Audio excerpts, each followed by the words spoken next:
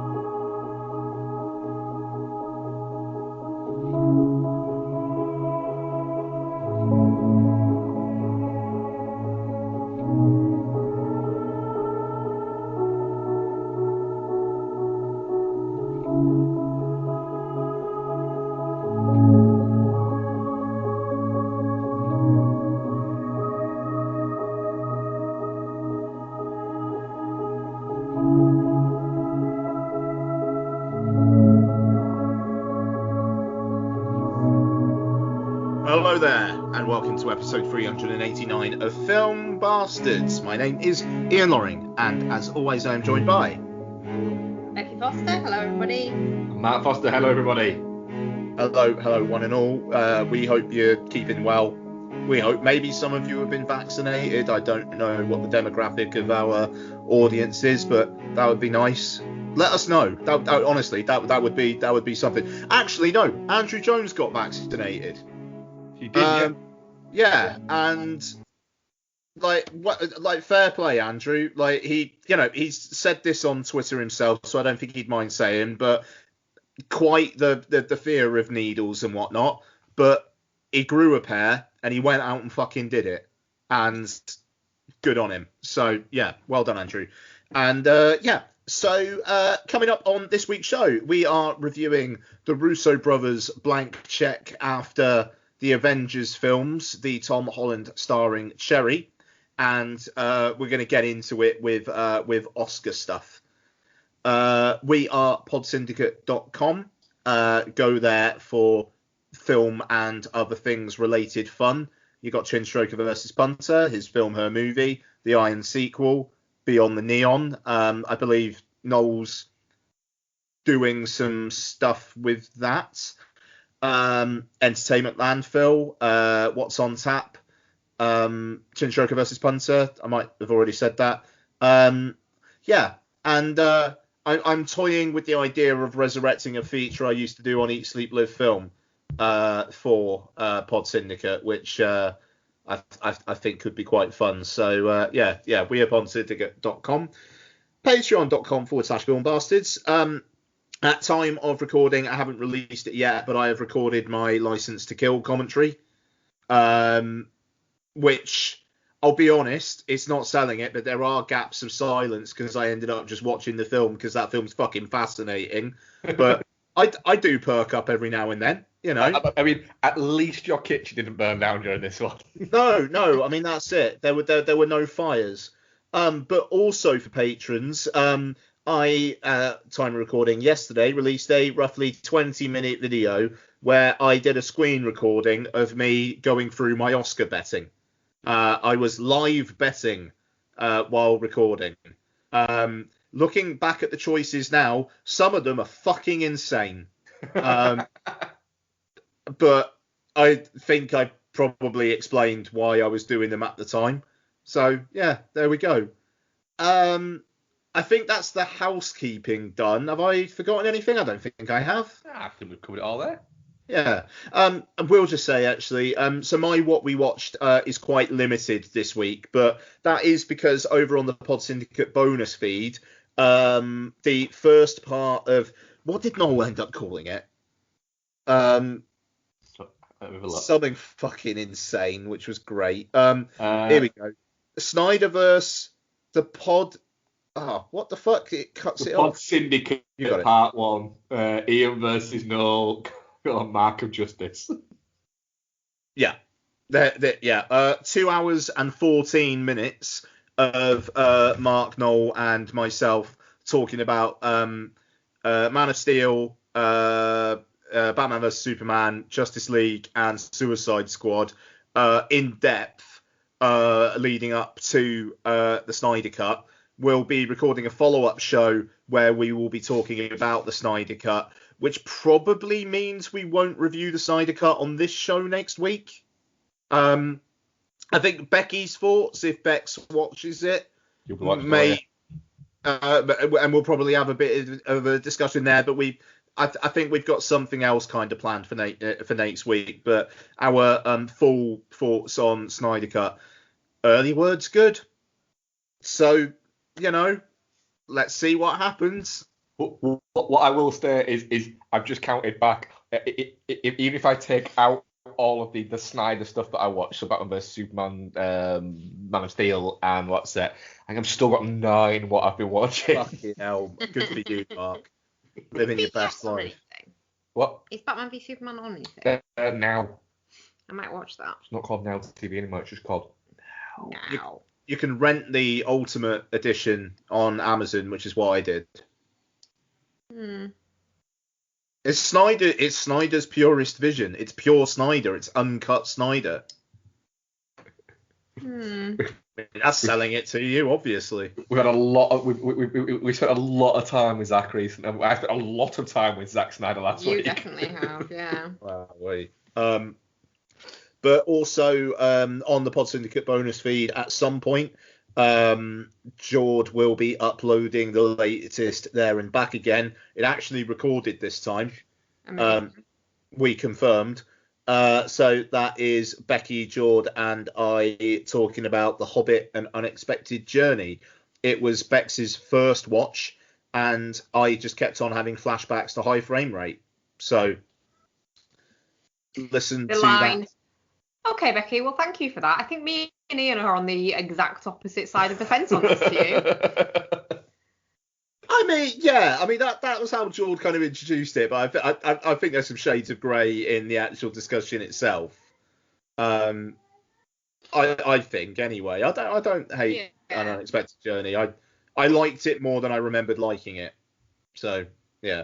But yeah, there you go. So I don't have an awful lot of what we watched this week. I've got a feeling I might be talking on the Oscar nominations section more than you guys though, because that feels maybe more my bag. So I think in terms of audio content, I think we'll still be pretty evenly matched this week. So do we do Oscar nominations now? Yeah, why not? I think that's the big news segment, isn't it? Feels like the time, doesn't it? So yeah, if Glenn Close wins, I pray that in her acceptance speech she says, "I know this is a career Oscar, and that's absolutely fine."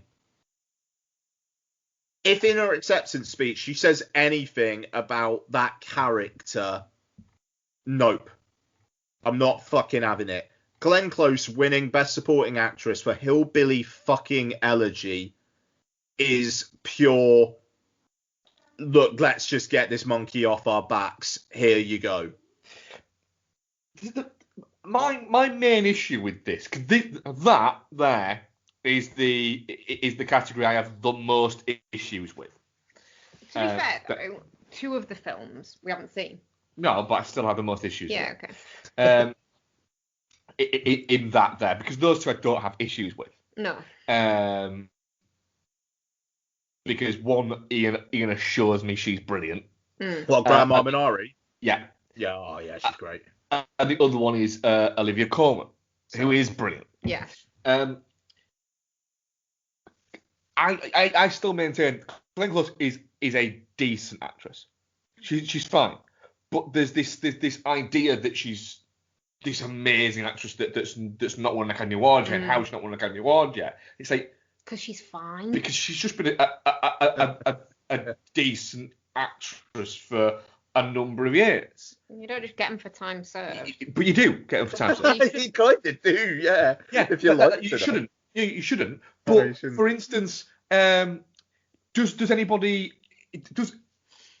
and this isn't me saying it's a man versus woman kind of thing, but is anybody asking for, I don't know, David Stratham to get an Academy Award? He's been going since the early 80s and turning in great performances, what is it? But he's seen as a character actor.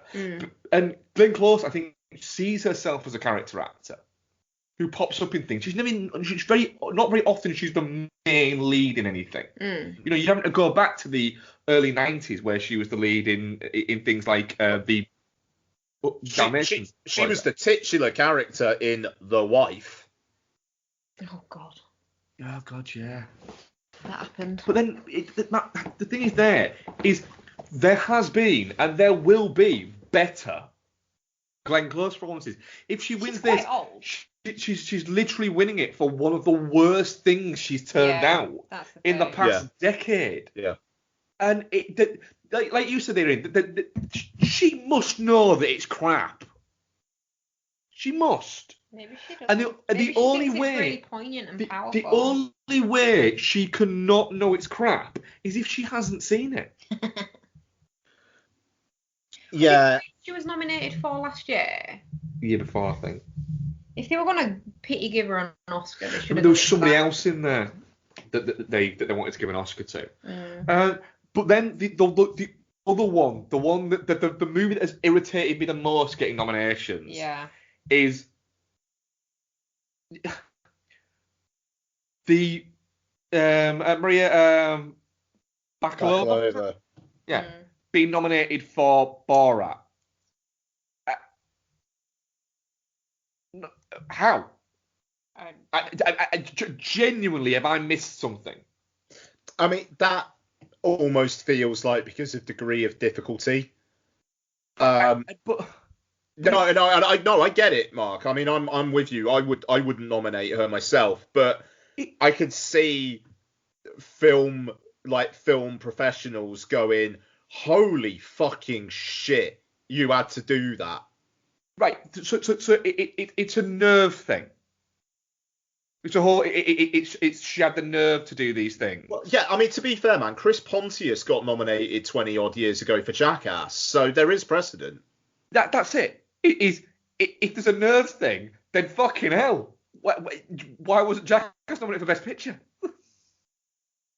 You know, it's. I don't get it. I don't get that. And then the fucking thing's been nominated for adapted screenplay. That is fucking ridiculous.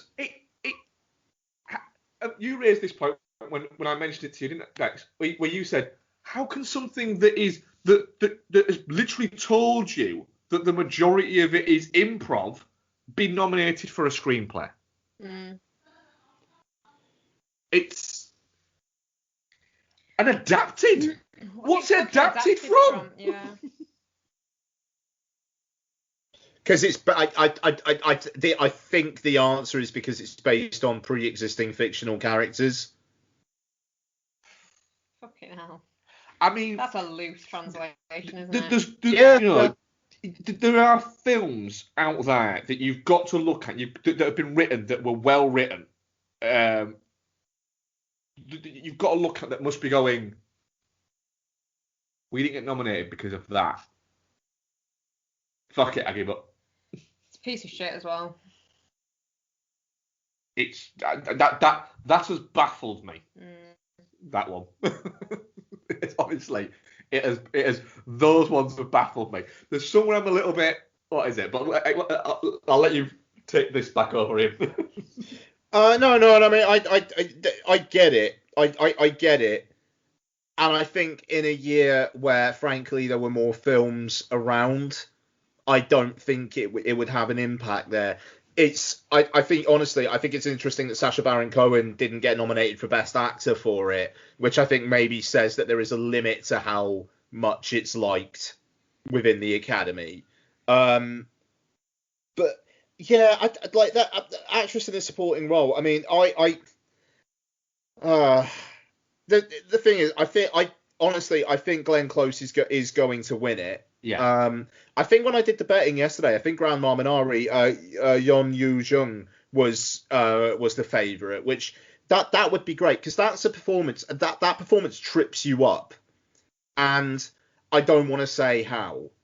I But would literally be happier with anybody else winning it than them two, and they're the favourites. yeah. I mean that's the difficulty, isn't it? I think even though the fact that Mank has the most nominations and by far with 10, I think the next nearest is 6. That may say something about its power, because I think it may get cinematography, but I think that's probably Nomadland's to lose. But Amanda Seyfried could pull off a campaign here. The Oscars are famous for like awarding younger actresses and older actors, and maybe that would pan out. But I have a feeling that Mank is going to be one of those that gets nominated for the most and wins nothing. None. Yeah, I 100% see that potentially happening. Really do. And and that's it. Just doesn't. It's so weird that it got nominated for so much, and yet no one seems to love it. Like, plenty of people like it, but no one seems to be really going to the mat for it. And no, what I think it might have I think it's got the best chance of winning is score. You see, I think they're going to win for Soul. But then there's that, yeah. Like what? I do think that they're. I don't think they're going to split the vote. I think people are going to vote for one or the other. Yeah. I mean, I suppose, is there a case to say though that Terence Blanchard for The Five Bloods, because it's like the one fucking thing it got nominated for?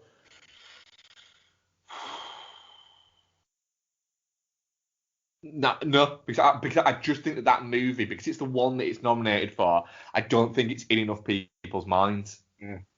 I think that there's a weirdness to that, because when they're going around and these people are ticking on what they think should win, it's not come up enough. So the association isn't there, in a mad sense. I suppose just picking up on that with The Five Bloods and its kind of lack of resonance, I've seen a lot of people complaining about Delroy Lindo not getting an actor in a leading role nomination.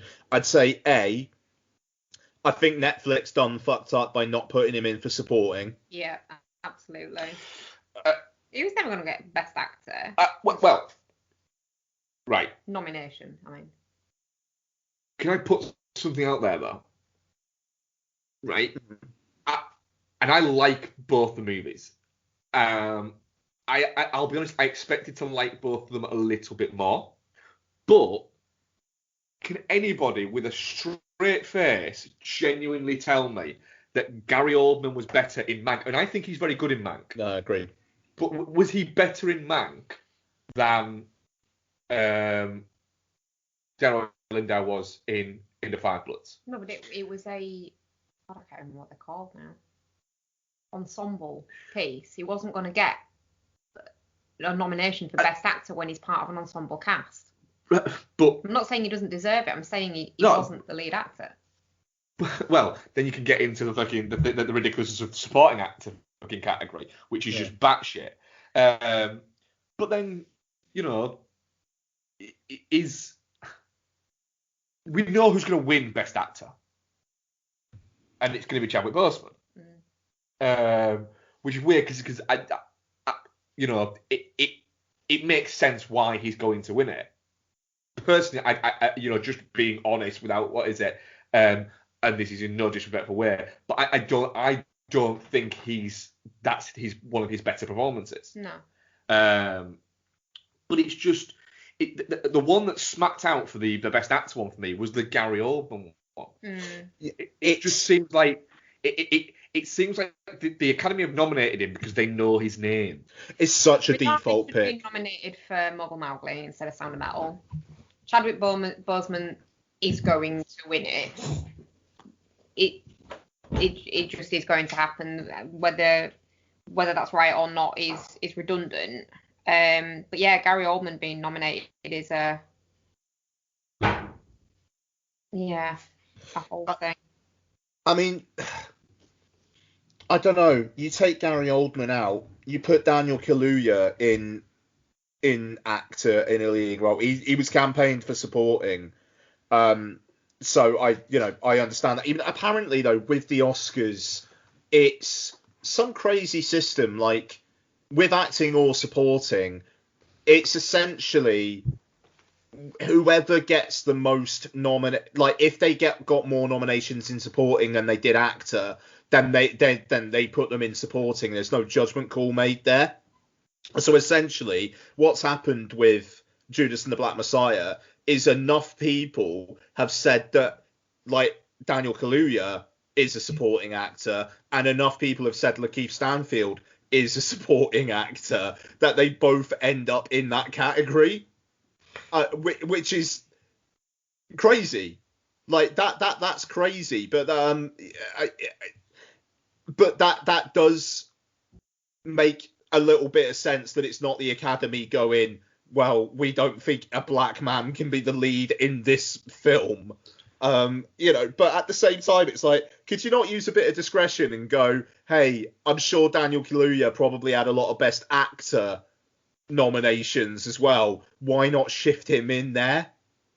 It's crazy. But at the same time, saying all this, it's cool that Lakeith Stanfield got in there at all, because that didn't feel like that was happening. Like that was a surprise. The kid from Minari felt like he had more heat behind him than Lakeith Stanfield. And I thought the Lakeith Stanfield portion of that film was the most disappointing aspect of it, but not Lakeith Stanfield. He was good. Yeah, he was good. They're both very well deserved. I mean, that one just seems like it's going to be Kaluuya that's going to win it. Yeah, no, I mean, this is it. And, I agree. Like, Chadwick Boseman, like, I think is a cert to win because he's passed away. I'm not saying he wouldn't have been nominated, but he's a cert because of that. But if I'm being honest, I haven't seen The Father yet. I've heard really fucking good things about that. That's interesting because that's a film where people who haven't seen it seem to be going, oh, what the fuck's that then? And people who have seen it are going, actually, no, it's really interesting and you should take a chance on it. So I'm looking forward to that. But I'm looking forward to it. But I'm very much in that camp of being in two places with it. One where I'm going, this could be a lot of fun and be really good. Or the other one could be one of those where I'm watching it going, yeah, I'm not seeing this. It just, I could see myself being a little bit Sound of Metal with it. Yeah. I went in going, fucking, this is right up my, what is it? And then found out it was like, at the end of it was like, right, that had literally nothing to do with metal or sound even. Even though it got a Best Sound nomination. It got it's mad that it got a Best Sound nomination for essentially the way the mix is done, which is quite cool. Did it get sound mixing? Well, this is the thing. Mixing and editing are no longer separate. They are just Best Sound. Oh, Best Sound. Oh, then I can absolutely see why it's got that nomination then, yeah. And that News of the World's getting loads of nominations for stuff, and like nobody's watched it. How has it got nominated? Watched what? Sorry. News of the World. Yeah, it's had a few nominations kind of around the place there. Yeah, I mean, I'm looking forward to actually catching up with News of the World. I just haven't got round to it yet. But I mean, I agree. I wouldn't give. I would have rather have seen Riz Ahmed in there for Mogul Mowgli. But this is an Oscars where Riz Ahmed and Stephen Ewan are now Oscar nominees. That's going to help them make interesting shit in the future. Chadwick Boseman's going to win. That's fine. I think those two will have their day. Stephen Ewan should have been nominated for Burning, so I'm more than happy for him to pick up. He wasn't the standout of Minari for me, but I'm more than okay with him being in this list. But it's hopeful that that an actor that essentially has been a jobbing actor for a good decade now. This hopefully could be a breakout role for him, because he's one of those people that I wouldn't be able to pick out what I've seen him in, but I've seen him in quite a bit over the years. Yeah. And he's always been great in everything that I've seen him in. And from the look of him, you look at it going, he could do a lot, like a lot of different fucking roles. Yeah, quite. I mean, obviously it's a shame that Chadwick Boseman passed away. In the context of this race would have been so fucking interesting if there was more of an even playing field. If it was Boseman actually like going up against these guys in the campaigning, but you're not going to begrudge Chadwick Boseman having an Oscar, Absolutely not. No. For the sheer cultural impact for an entire fucking community. Yeah. That guy had, and also being a talented actor, but also as well for, from all accounts, being a really fucking good dude, good guy. Yeah. I don't think there's an actor in that category there. Can you imagine if I mean, maybe Hopkins, but if Oldman wins, going up and going, I don't want this. Yeah. Can we give it to the other guy, please? Yeah, I mean, there's literally, there is no way that happens. There is no way that happens. Like, literally, my betting, I got him 1-20 on. When I looked at, when the nominations came out, I had a quick look at Sky Bet just to see what they were, because I would put my bets on close at the time. Yeah. And he was 1-66. Yeah, I mean, to be honest, I think we talked about that particular category more than we probably needed to. So, actress, I think actress is really interesting. If Frances McDormand didn't literally win one 3 years ago, she would win. And she's already got two. So Davis won 4 years ago. For Fences, yeah. And it's so, but I think it's Viola Davis versus Kerry Mulligan, personally. I do, and I think Mulligan's going to get it. I think Mulligan is going to campaign the living fuck out. If she's got any sense, she will campaign the living fuck out of it, and I think she will. Here's my theory as to why I think she'll win it. Mm. And I think me and you bounced this around between me and you Ian, the other day.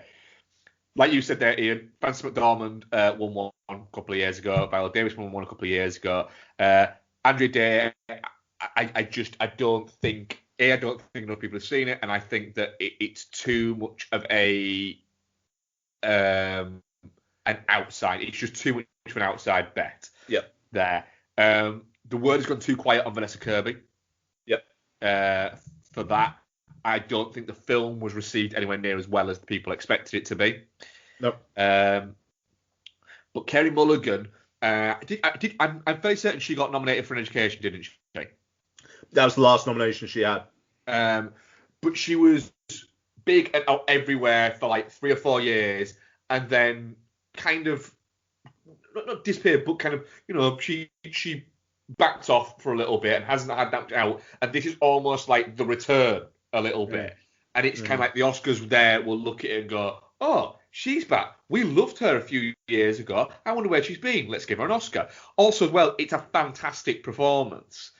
So I could see that being the one that they give Promising Young Woman. Yeah, and I think that's the thing. This is the one that will get behind Promising Young Woman 4. I think it's got a shot at screenplay, a shot. But I'm just pulling up. So Judas and the Black Messiah, Minari, Sound of Metal, and the Trial of the Chicago 7. It unfortunately, I think the Sorkin factor is going to be too strong there. But hasn't he already got 2? So what? Social Network and I'm not sure. It might just be 1 then. But yeah, and again, it's Trial of the Chicago 7 is not like this is the one it's actually got a chance at. Yeah, I could see that. I think it's between that and Judas and the Black Messiah. Yeah, I was thinking Judas and the Black Messiah as well, But saying that, Minari, 6 nominations shouldn't be counted out, and where would it win? Like that's the thing. Unfortunately, I do have a feeling that Minari might be a 6 nominations, no wins. I don't remember the score being particularly engaging, and I think Soul's getting score. There's a world where Soul gets score but doesn't get animation. Oh, mate, there's not a world that happens. I fucking wish there was. There's not a world that happens. Like, is it the outright absolute favourite? If Soul doesn't win, it will be like the one thing it's been up for this year and doesn't win. It's weak is the animated feature section this year. It fucks me off that Wolfwalkers has been getting no heat whatsoever. Like, I don't know how you watch Soul and you watch Wolfwalkers and you go, yeah, Soul had more of an impact on me. I don't know how that happened. Fucking Onward over Soul. What I would say there is fair. What I'd say there is, it did break me a bit though, to be fair. Apple, do better. Do better with the way that you are marketing things. Don't just take something on and go, oh, we've got this on. Bin now. Done now. If you want Apple TV, Apple, whatever they're calling it, there. I have it. I use it. And even I don't know what it's actually fucking called. It's Apple TV Plus. Yeah. Just pick something. I mean, pick an actual fucking thing. Run with that. But, right, the biggest thing that they have got behind was essentially a fucking Father's Day present of a movie in Greyhound. And that is the biggest thing they have pushed. And I liked Greyhound. But Wolfwalkers, they don't seem to be trying to get it to win this Academy Award, and it was they bought it to put it on their thing. There's a movie we're going to talk about later, which you look at and go, what? They're not pushing things. Yeah, I mean, the thing is, if they campaigned Bill Murray, he would have got a nomination for Best Supporting Actor. He would have. Yeah. Like, straight up, like, over Paul Racy or Lakeith Stanfield, I could have seen Bill Murray getting in. I mean, I think it says how popular Sound of Metal is that Paul Racy got in there. Like, that is a fucking, yeah, he's there and he has conversations and he leaves performance. That's I don't know. Like, there was zero impact, and I don't want to sound shitty about Sound of Metal, but I am just a little bit, how has that done as well as it has? But at the same time, it's a small film done good, so I don't want to crow on about that, but I don't get it. Yeah, I'm a little bit like that. I like Sound of Metal, but a lot of people seem to really like it, and I'm just a little bit like, I kind of wish I saw what you saw. Because I just didn't, it didn't get me, and I really expected it to get me, and it just didn't quite get me. It seemed to be missing. I don't think it was I don't think with Sound of Metal for me it was that it was missing stuff. I think it was just that there was a few bits in it where I went, nah. So I think it lost me rather than never got me. Yeah, if that makes sense. Yeah, so that one conversation where Paul Racy is just like, where Riz Ahmed asks him for money and then Paul Racy basically kicks him out. It's like, nah, that felt that felt like it was from a different version of this movie we were watching. Yeah, that just annoyed me so much. And just then towards the end, Riz Ahmed and Olivia Cook, how that ended up, it would just felt so fucking hell, film. You've been building up to something and then just shitting the bed. Literally from the moment he goes for the operation to the end of the movie, I think for me anyway, personally, it goes off a cliff. And it's about 35, 40 minutes. It's a long ass movie. Yeah. But I mean, like I say, little film done good. It's got Amazon behind it, so that's not nothing. But well, Amazon probably don't know they have it. Amazon, if Amazon was a person, it would be searching on Netflix for Sound of Music, right? For Sound of Metal right now, because it wouldn't know that it has it. I mean, that's the thing, and like the big omissions for me, I think, is some of the aspects of One Night in Miami, like the way Kingsley Ben-Adir has just completely disappeared from the Best Actor conversation. I mean, Leslie Odom Jr. got in for Best Supporting Actor, and he's in for Best Song as well. I don't get that really. I thought Aldous Hodge as Jim Brown in One Night in Miami, I thought made more of a mark. It's that was odd. And Regina King will have another one. She will. She's going to be somebody to watch. And Kingsley Ben-Adir, he's going to do fine. He's just been announced as the principal villain in that Marvel Secret Invasion show. Like, he is going to be fine. That was the thing I was trying to tell you about yesterday. A Marvel thing. Yeah, that man from that thing. Becky decided to say to me, like, midway through when I was watching the football, turned around and went, ooh, like watch it again. That man. It was when we were watching Cherry, wasn't it? No, it was when football. Oh, was you it? said that man from that thing has been cast in a thing. It's like, right. That There's thing. no context. Like, we weren't talking about anything at all. So it wasn't like there was a context within it. Like, we'd been talking about the thing earlier or anything like that. What you meant was that it was Kingsley Ben-Adir from High Fidelity was in this Marvel thing. Yeah, that's what I meant, yeah. Yeah, You're watching football. Football bores me this season, so I was bored, so it came into my head, so I said it out loud. But I mean, stream of consciousness shit. But I mean, it's like, stick him in instead of Gary Oldman. Like I have a completely different one that I think should have been stuck in instead of Gary Oldman. That I am still baffled as to why nobody is mentioning this and why nobody seems to be going, what about Mads Mikkelsen in another round? Yeah, it is. Yeah, I think he was close.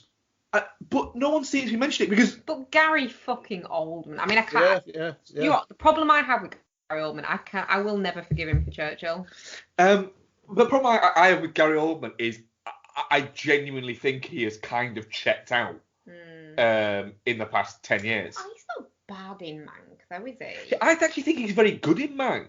He's not best actor good, but he's not bad. But overall, I think Mank. Charles fucking Dance's better in Mank. Doesn't quite stick its own landing a little bit. No. I think it's personally. I like Mank. I think it's very, very good. I think it is almost too wrapped up in itself to actually exist in a real world. Yeah. No, I mean, that's fair. But I mean, I wouldn't begrudge Amanda Seyfried winning, but I'm really not bothered about it winning anything else. She's pretty good in it. She's very good. She is. Yeah. She's almost like the. She's almost your guide through it all. And she's the thing that keeps it interesting throughout. She's the film's straight man. She's the grown up in the room who sees all the ridiculousness of it all, and that everything feeds off. Everything's trying to impress her. she's the center of the movie, Yeah. and people think that it's Mank, and it's probably not. But then you've got Thomas Vinterberg is also nominated for Best Director. So again, why wasn't another round? I mean, we know the reason. It's because it's nominated for Best International Film, but it's not been in the conversation. I haven't heard anybody sort of mention it for picture, and it probably should be in there. I mean, it probably should, but the fact that it got a kind of out of nowhere Best Director nomination, I'm fine. I'm at peace with that. You know, Chloe Zhao's going to win that, isn't she? Chloe Zhao will win that, and Nomadland will win Best Picture. Yeah. Which is both really exciting and also very boring all at the same time. It is a little bit, isn't it? Yeah. Like I'm not going to begrudge Chloe Zhao winning. Bex, I'm sure she'll dress up more than she did at the Globes. I hope so. I hope I mean, it'd be amazing if she did. What the thing is, though, I mean, they are going to have nominees and whatnot there in person, which is, God, could you have said they were going to do that a few months back? I don't think you could have. You know, so that's going to be a hell of a thing. So can I throw out what might be considered a mildly controversial opinion? I mean, how controversial is it? Are you gonna say something offensive? No, I don't think I'm saying anything offensive. Okay. Is it just me, or is it a little bit of a weak Best Picture category? No, I mean not weak, but it's just Nomadland is going to win, and then you're looking at the rest of it and going, is there a movie within all of that in 10 years' time is going to be considered a full-blown classic? I mean, I'm not saying that happens every year, but it just, there's nothing that, I suppose maybe it's just that there's nothing that I'm looking at there and going, I am fucking behind that. I mean, because I would fucking love it if Promising Young Woman won. But wait, I think part of that is I know it won't. No, it's absolutely no fucking chance. And I think that's why I find the nominations so uninspiring. I look at them and go, oh, I'd like Blah to win that, but they won't. Oh, I'd like Blah to win that, but they won't. But also as well, Promising Young Woman isn't a Best Picture winner. I don't think any of them really feel like they are. It's difficult. I mean, the only one I haven't seen is The Father, but I'd say in this year, Judas and the Black Messiah being in there does make some sense. I think Promising Young Woman as almost as like a cultural snapshot of where we are. Judas and the Black Messiah, Promising Young Woman, like for sure. Nomadland, yeah, fine. In a normal year, I'll be honest, I think there would be more out. There would be films that would challenge Nomadland more aggressively. There would be, and I'm not, but at the same time, I like the fact that Sound of Metal's a Best Picture nominee, and again, I didn't much care for the film, but there is a bit of a thrill to see that there. But I agree, in 20 years' time, we will be like, what was that one again? And yes, that one, yeah. None of these are bad movies. There's not extremely, incredibly fucking close, whatever it was. Yeah. Or Blind Side. Nobody actually went to fucking see. Yeah. There's not of that. It's just God, can you imagine if Borat was fucking nominated? You'd be in a rage. I literally, think it was close. I would fucking burn every fucking Best Picture that I own. In all seriousness, I think One Night in Miami and Ma Rainey's Black Bottom were probably the 9th and 10th for, 9th and 10th. Yeah, I think that they would have been a lot closer. It just, I think part of it is, I think we were a little bit spoilt last year with what was nominated last year. When you had, Parasite won. Wasn't my favourite movie of the year, but it's very, very good. And actually, people, please go out and watch the fucking black and white version because it's fantastic. Oh, yeah. Weirdly, I think if the black and white version had been the version released, I think I'd have been rooting for it more. Because I think it just lends itself really well to that. I'm really fucking glad it won. But I'm glad it won. But when you had that, The Irishman, and Once Upon a Time in Hollywood, all in there, it just feels a little bit like maybe, there's some years where I think you're just spoiled. I think with the year that we've just had, the fact that we've got films in, some films in there that are as solid as they are is not to be sniffed at. And like, I think there is a thrill in seeing Minari, Promising Young Woman, and Sound of Metal in there. I really do. Like Minari, I've got a feeling I'm really, really going to click into that on a second watch. Now that I kind of like know what that film is. And Judas and the Black Messiah as well. I mean, do I wish the film were better? Yes, but it's cool to see that there. It would be a shame if next year. Well, I'm just trying to think of what if like West Side Story is the one that sweeps them all or something like that. Just obvious. Yeah, exactly. Like, there's a thrill in seeing emerging talent here, and even though it feels like an Oscar year that might have a bit of an asterisk against it, the fact that Emerald Fennell is probably going to find it a fuckload easier to make whatever she wanted to make next done. Yeah. Just fuckload easier. Lee Isaac Chung was close to giving up on filmmaking before Minari, and now look. And there's a few sort of weird ones that I think if you'd have said 6 months ago that when the Oscars nominations came out, that films like Ammonite and Supernova wouldn't be anywhere near it. And I still want to see, I don't want to see Ammonite because it looks terrible, but I still want to see Supernova. Oh yeah. But I think people thought that, that either Colin Firth or Stanley Tucci were shooing for an actor nomination. And then now that movie seems to have just disappeared. Yeah, coming out, Studio Canal was just like, it's out in July. And that'll be that for that, which is a shame. Yeah, it's really, that movie might be fantastic. I haven't seen it. I missed out on the chance of seeing it at LFF, but it looks very good. But it just seems to be. It's weird how some movies have just kind of like have disappeared off the what is it? Yeah.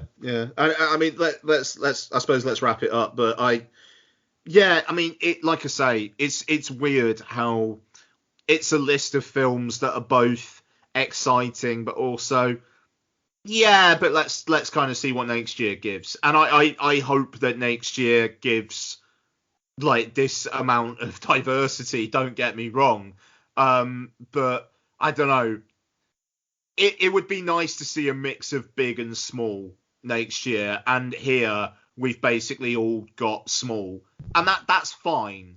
But we don't all go to the cinema like every week when we could just to see small films. They're great, but let's have some. Variety is the spice of life, isn't it? Yeah. So let's talk some trailers. Talking about a film that I just want to see big and loud and just hope it wraps me up and gives me a warm hug, right? In the Heights. I'm really fucking excited for In the Heights. I am so glad you said that. That looks like so much fun. Yeah. I am.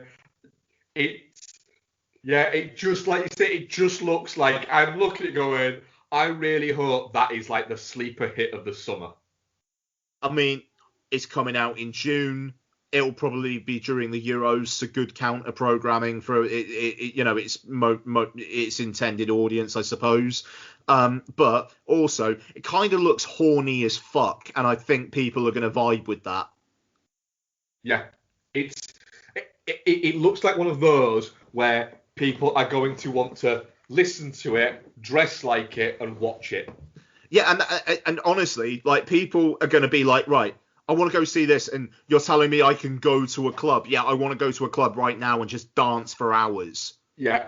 Like... It's there's going to be, I'm going to sell a lot of white T-shirts off the back of that movie. But I mean, like, imagine if next year's Oscars is In the Heights versus West Side Story, and you've just got like the ultimate generational clash. Oh, yeah. That would be fun. And then you've just got Wes Anderson just like in the corner with his Louis Vuitton bag going, "Hello, the French Dispatch is also here." That's that's an Oscar season I could get behind. Anyway, yeah, In the Heights, great. Bex, did you see that trailer? I've not. No. Oh my word! It's Lin-Manuel Miranda like wordplay, but like just at like the height of summer, and with people just wanting to kiss. Yeah. Like, great. It is. It just looks like it's going to be. Any of sort of like the drama or anything like that in it is going to be just fucking batted away by song. Yeah, that's exactly. There's going to be a message there, but the message is going to have a great amount of rhythm. Yeah. I mean, just even in the trailer, like I say, the wordplay just feels really like smart, and the playing with the beat and whatnot. And yeah, that's due out in America in June. I imagine it'll probably be out over here in June as well. And yeah, cannot wait for that. What else have we got? Did you see the trailer for Vanquish? The movie that Morgan Freeman looks like he turned up on set to the wrong movie and then just stayed. Oh, God, no, I haven't. So it's Morgan Freeman and Ruby Rose. I'm saying that right, Yeah. Yep. In a movie together. Okay. Right. Where I genuinely I watched the trailer and I think this is what it's about. He's the ex chief of police, and she's his housekeeper, but she's also like a deadly assassin for the Russians. Of course she is. No, this says a mother, Victoria Ruby Rose, is trying to put her dark past as a Russian drug courier behind her, but retired cop Damon Morgan Freeman forces Victoria to do his bidding by holding her daughter hostage. Yeah, but I think that she's his housekeeper. But I don't think she's a former chief of police. No, he's the former chief of police. Okay. Yeah, and so there's that. And there's lots of Rose essentially walking and doing that squint thing she does to look menacing. And you're watching it going, this is a trailer in your crap. Yeah, she was a thing that happened and then stopped happening really quickly, and you kind of feel like it's her own fault. Yeah, yep. I don't get it. I don't get when Morgan Freeman fell this far. Yeah. Did something happen that we weren't aware of? Maybe. That thing with his granddaughter? Was that a thing that maybe people missed out on? I think most people have forgotten about that, haven't they? I think he's convinced that if he goes more than a week without working, he dies. Which is fair enough, and keep going, fucking keep racking it up. But it's just, I get the feeling he could be in better things. just turn up and be in better things.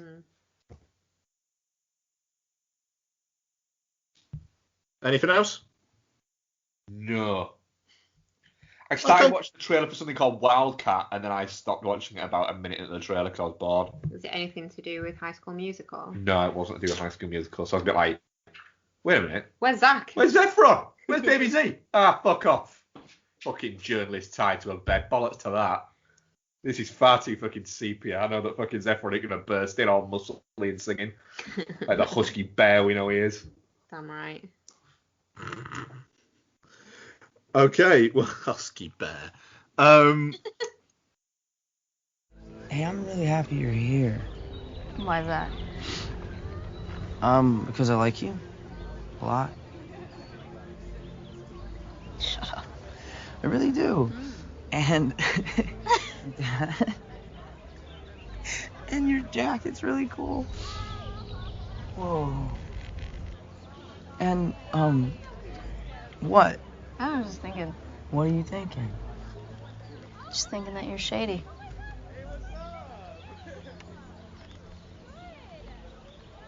You want to go for a walk? Let's talk about then Apple TV Plus's Cherry. Cherry, directed by Joe and Anthony Russo and starring Tom Holland, Chiara Bravo, Michael Gandolfini. That's 100% James Gandolfini's kid, isn't it? Wowee. Yeah. Look at that. Good for him. Oh, good for him. Riding that nepotism coattails. Well, I thought he was all right in it. Also, Jack Rayner and Forrest Goodluck. Right. So, this is based on the book Cherry by Nico Walker, which is an autobiographical piece, I believe, about a guy who basically, in reaction to a girl dumping him, decides to join the army, and then the girl goes, actually, I've changed my mind. And he goes, shit, I'm in the army now. He goes to the army, has a fucking horrific time, comes back, becomes a drug addict, and it's 2.5 hours long. Becky, what do you think of Cherry? I don't want to go first on Cherry, but I will.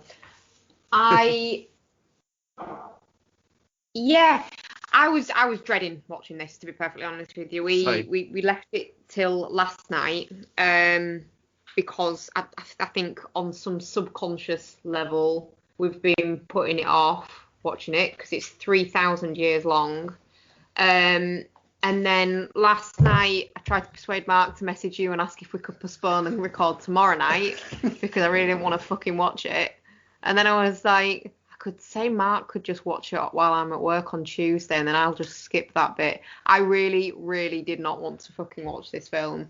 A 2.5 movie about someone suffering from PTSD is just not what I needed in my life right now. However, I actually enjoyed quite a significant portion of it, and it kind of flew by that portion. I think we paused it at some point, and we were like an hour and a half in, and I was like, where the fuck has that all gone? And then it wades into the pool of misery and then just lolls about in there for the next 15 hours, it feels like. And the end of that film is the most draggy shit I've had to sit through. And I hated it. And I hated it more because it actually did quite well with the first section of it. It did it all right. And then once he introduces her to drugs as well, isn't it? She introduces herself to drugs. She does, yeah. But I think it's once they're both there, just luxuriating. I'm going to become a drug addict out of spite. That's basically it, yeah. Yeah, it enjoys being miserable too much, and I don't mind miserable films about drug addicts, but then they have to have the courage of their convictions to not then go, but it's still a happy ending, yay! And just continue with the misery and everyone dies. That's how it should end. But it doesn't. It gives you this nice, warm, happy ending. And it's like, right, okay, so you made us sit through all that fucking misery and then you're just going to cop out at the end anyway, is how it felt. I thought Tom Holland was pretty good in it for the most part. We did comment on his wig choices or the choices that were made for him, didn't we? Mm-hmm. There was some sartorial choices made there. The girl that played the girl, again, I don't think she was bad. I just don't think it helped the believability of it that she looked about 11. Yep. Because it made you feel like time was passing and in isolation. And she was getting younger somehow. Yeah. In isolation, Tom Holland did actually seem to be getting older looking. But then you saw him next to her and it's like, oh, look, they're still both babies. And it pulls you out of it, I think. Almost like they were like 16-year-olds doing a school play. Yeah, basically, That is one of the single biggest flaws of this film. They just, not in a million years did they I mean, Holland to some extent gets away with it, but still, you need to be casting older actors. You need to be, like, especially, or at least actors who look older. I mean, in her case, it's fucking ridiculous. She is the least likely heroin addict I think I've ever seen on screen. She's awfully healthy throughout. Heroin addict, doesn't she? It's fucking ridiculous. And, you know, I get it when the first half of the film, when it's basically a feature-length adaptation of the music video for Green Day's "Wake Me Up When September Ends," you know, I think they get away with it because it's about young love, you know, and, you know, young love mixed with boom, bang, bang, bang. But then as soon as the drug spiral starts, it's like, nope, don't believe that for a second. Do not believe that you shit yourself during a class and had to come home. No. I just, sorry, Bex, just jump in there, but that really bothered me. It bothered us as well, yeah. Sorry. Anyway, go on. Sorry. No, I don't really know what else there is to say about it, to be perfectly honest. There was little sort of quirky bits in it that I quite enjoyed at the time, but then we were talking about it afterwards, weren't we? And I'll let you get on to that. And you did raise a good point. The bits about, like, the bank being called Shitty Bank and his doctor being called Dr. Whomever and stuff like that, I enjoyed them in the moment, but in hindsight, do agree with Mark's point that I'm sure he will cover.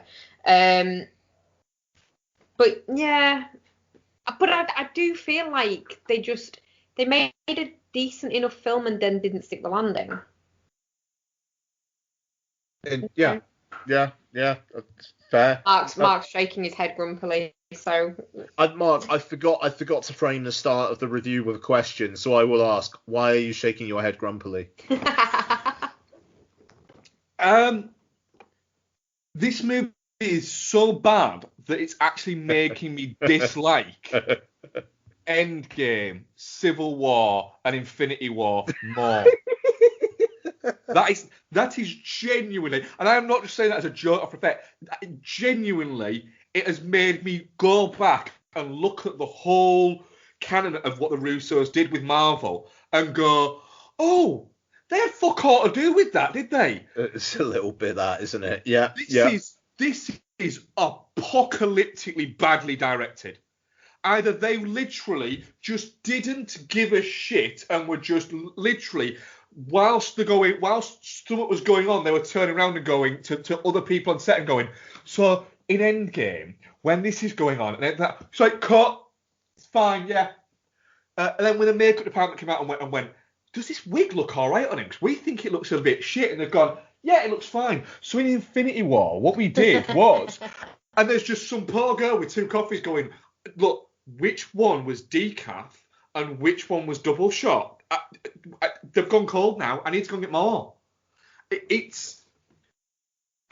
I'll get on to the fucking the let's be cool and quirky bits in a second. Yeah. Right. Tom Holland is not actually that. That's fine. The casting of that is fine in terms of that, except for the fact is that you can't cast a 23-year-old, right, in your Spider-Man movie because you can make him look 17, and then cast him in your fucking PTSD drug movie and think that you can make him look like he's in his mid-20s. It doesn't work. He's badly cast. The girl is terribly cast and not very good. No matter what her IMDb page that says that she is one of the few actresses of her generation that can seamlessly flip between film and TV. I need to fucking see what else she's been in because I didn't recognise her at all. Nope. It's terribly written. It is one of the most immaturely directed movies I have seen in a long, long time. And that is me. The movies that I watch, and I think this is immature, right? If the Russos wanted to use their blank check from the Marvel stuff to go out there and make a a PTSD war movie that takes from what happened in Iraq and what happened in Mosul, and then takes it to mixes in the opiates problem they've got within the US. That's fine. Except they don't. They go straight onto heroin really fucking quickly. It's like say, I love Molly, I love Molly. I'm gonna fucking take some of this. This is how he became heroin addicts. Literally in the next scene. I thought I missed something. Huh? I thought I missed something. Yeah, it literally, they go from, isn't this Molly great, to pass me another fucking needle. They don't seem like drug addicts at all. I think he pulls off drug addict better than she does. He does look a bit ropey at points. But it's like they've gone with her. Stock makeup though. Mm. And it's just like, and it's just little bits of twitches, and it all just feels so obvious. And I compared it now loosely, and this isn't comparing the movies here, but comparing the age profiles. So we watched, what have we watched? I'll get on now. We watched Platoon again, didn't we? Yeah, we did. Now, Platoon is dealing with the effects of war and how that affects a young man, right? Charlie Sheen's 3 years younger in that movie than Tom Holland is here, but looks 10 years older. Not only that, the Russos are a decade older than Oliver Stone was when he made Platoon. Mm-hmm.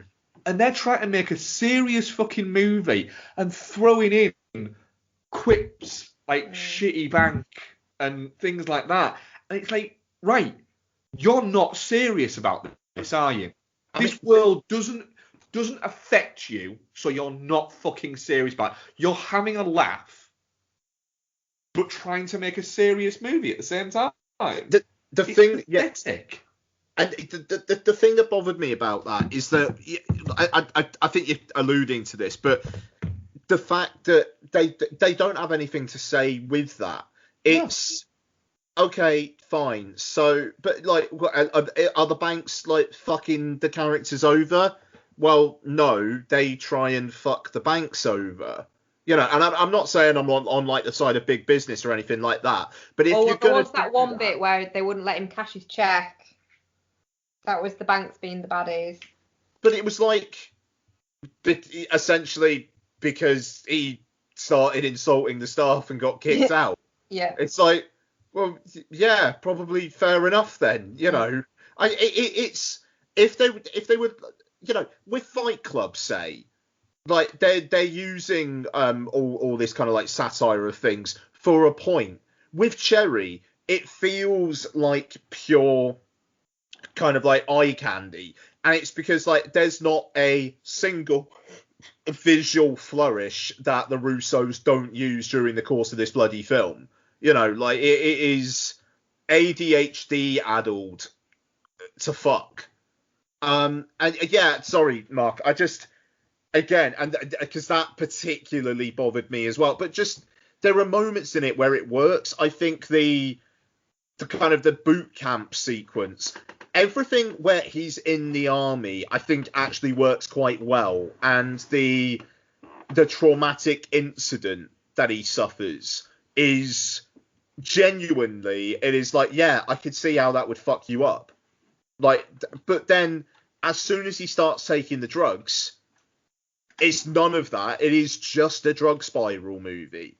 And incredibly derivative. Yeah, it's not even a good drug spiral movie, because I thought what it was going to do was it was going to show PTSD and then show the problem about America's prescription drug problem.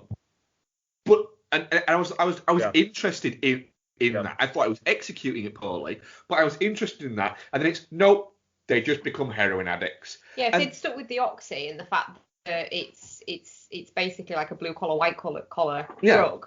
That would have been quite an interesting story. The fact that he goes to the doctors and they're basically prescribing what he's been taking illegally, that would have been a much more interesting angle than just fuck it, heroin. Heroin, they use needles though. That looks way more gritty. Let's do heroin. Yeah, and it just I completely lost train with it by that point. Because even then, it didn't even. It's like they went, "Oh, look how miserable it is." It's like, but it doesn't seem that miserable. You know, it doesn't. It just doesn't. And then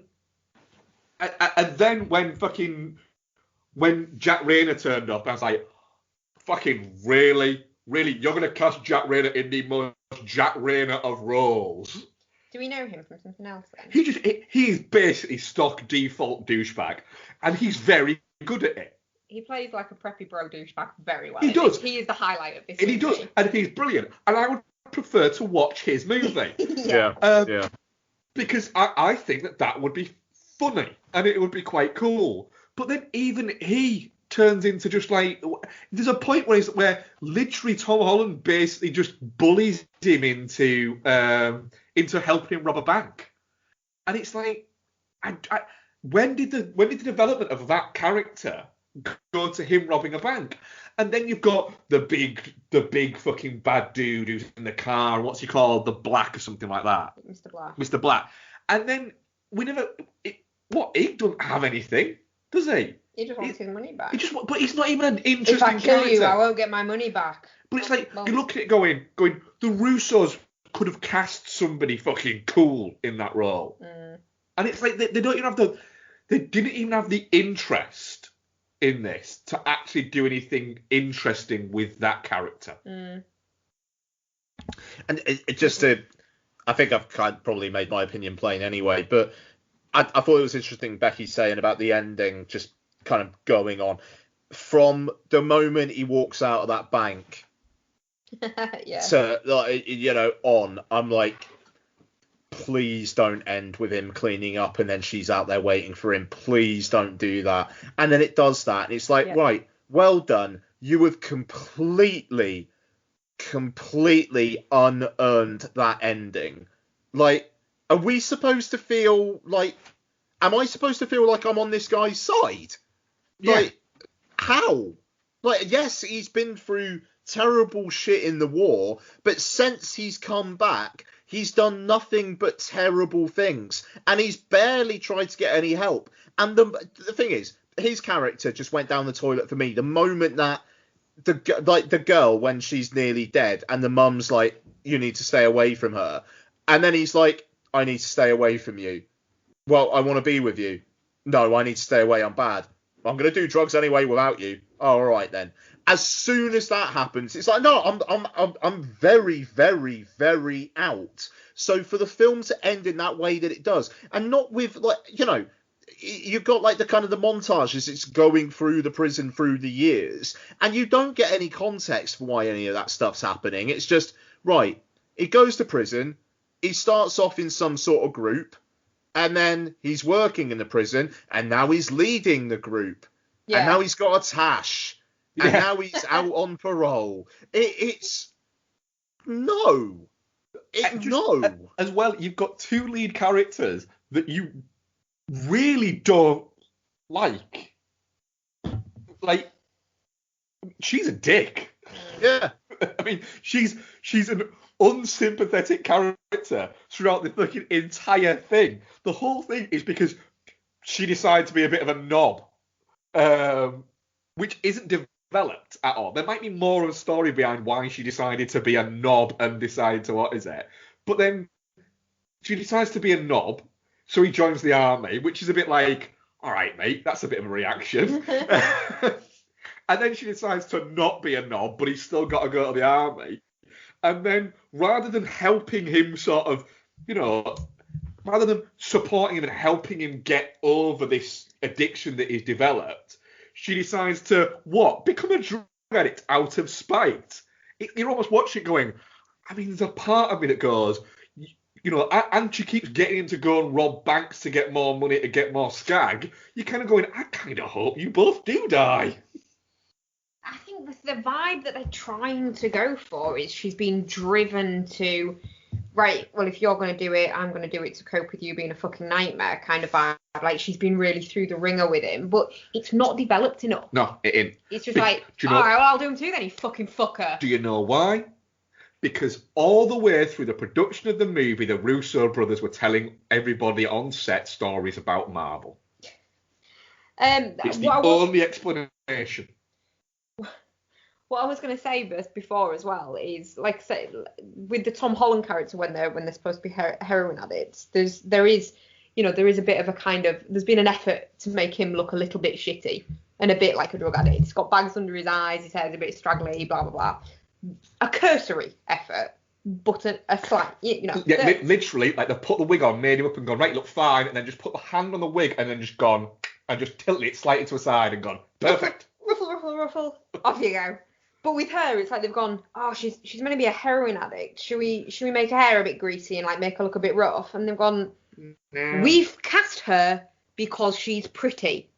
No, you leave her face alone. But she's meant to be a heroin addict. This is completely unrealistic. Pretty girl. No. And that's it. That's the conversation. Yeah. At no point did they decide to try and shoot the scene where she shits herself. I thought it was hilarious.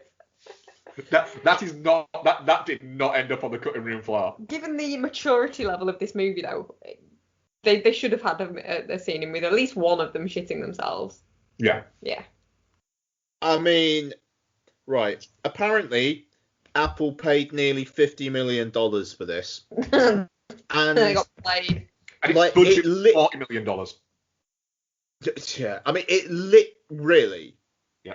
Fucking hell. I mean, literally, it feels like the Russos just shopped it around and said, it's us and it's Tom Holland. How much do you want to bid? And Apple have just gone, 50 million, just like, think of a number and go with it. And, it's like Wreck-It Ralph Breaks the Internet. When they're on eBay and they think the objective is to just get think of the highest number. It's almost like that was what Apple were doing here. I mean, like between that and Amazon paying $100 million for coming to America, it's like these production companies are making out like fucking bandits at the moment. And it's like, I get that these things are loss leaders, but how do Apple think that they're going to drive subscribers by going, hey, we've got that harrowing 2.5 hour long drug addict drama starring Spider-Man? I mean, it literally is that. It's like, what are the reviews like? I haven't watched it. Anthony started showing us behind the set photos of Robert Downey Jr. and we completely forgot to watch it. It was great. What happened was being obsessed with.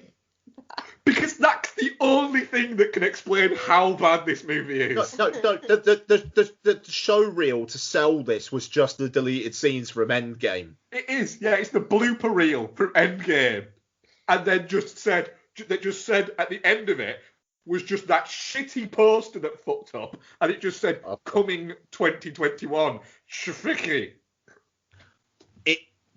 I mean, frankly, I've been talked down to a definitely shit on this. I was touching cloth. Don't get me wrong. I was definitely not shit. But I've agreed with absolutely everything Mark has said. I don't hate it. But it's one of those movies, one of those rare movies where I can say to everybody that is listening, we've watched it, so you don't have to. Yeah. Yeah, I mean, I almost turned it off last night and was like, I'm going to have to do the last half hour tomorrow morning. Like, I just can't deal with this. It's such an ill-timed, like, no one wants to see this. And who wants to spend 2.5 hours watching this now? No, it's shit. I am very shit on it. I give it 2.5 stars, and I actually talked myself down to like fucking just knocking it right down. I don't give it 2.5 stars because I think it's there's very few movies that are worse than 2.5 stars, but I think Cherry might be one of them. So I think I might have to change mine. I think I'm going down to a 2. It's Tom Holland tries his best, and like I said, I think the war, like the in the army and war sequences, that like half hour, 40 minutes or so, I thought was all right. I thought that was decent, but I wasn't that massive a fan of the stuff beforehand. Just the whole, I'm going to go to Montreal, like, to get away from you. What, like, why? Because I said I love you. Like, what the fuck? And then, actually, no, I'm going to come back to you. Oh, I've joined the army. I just, like, I know this is based on true life, but surely that's not how it fucking played out. Right. When the best bit of your movie is a guy wandering over randomly and going, hey, do you want me to punch this guy in the dick? When that is the best bit of the movie, when he offers to punch that guy in the dick twice and it is 2.5 hours long, then, yeah, you've got issues. That was a good bit. Yeah, I was actually kind of hoping he would punch in the dick, to be honest. Oh, that poor guy was just trying to look after Just because it'd be funny. Mm-hmm. Just for that reason alone. No, sorry, the funniest bit was when the drill sergeant, for no reason at all, punched him in the dick. Punched him in the dick, was the funniest moment in the movie. Best, but 5 out of 5. If it's just that little shot there, 5 out of 5, give it all the awards. Yeah, that was good. Yeah, that's fair. Because that was... Well, where are you? I was going to say, Bex, where were you with it? I want to be generous and say touching cloth because it's a new film that we got to see and it's new. But that would be being generous. I think it's shit. It is shit. Yeah. Well, our audience poll was definitely not shit 8%, touching cloth 23%, shit 46%, and Geostorm 23%. It's just all over the place, isn't it? But leaning negative, I could see that. CS3P Combat. Player 1, choose your character. Tired of film and television podcasts where the hosts exist in a blissful state of agreement? Twin Stroker. Player 2, choose your character. Well, you're in luck. Punter. Round 1, fight! Allow me to introduce you to the Chinstroker vs. Punter podcast, featuring 2 film and television fans from Birmingham, England, who enjoy their media in very different ways. But anyway, that brings us to the end of the plot of Blue Velvet. The plot. I mean, the main characters are 2 of the dullest main characters I have ever encountered in any film. So join us as we catch up on what we've been watching from our own very different perspectives. Double KO. Round 2. Fight! You can find us at csvsp.libsyn.com, also on Spotify, iTunes, Stitcher, all the places that podcasts can be found. Just really It's not visually striking. No. Just getting confirmation. It's just in English. That's the 3rd time though. I mean, is this on?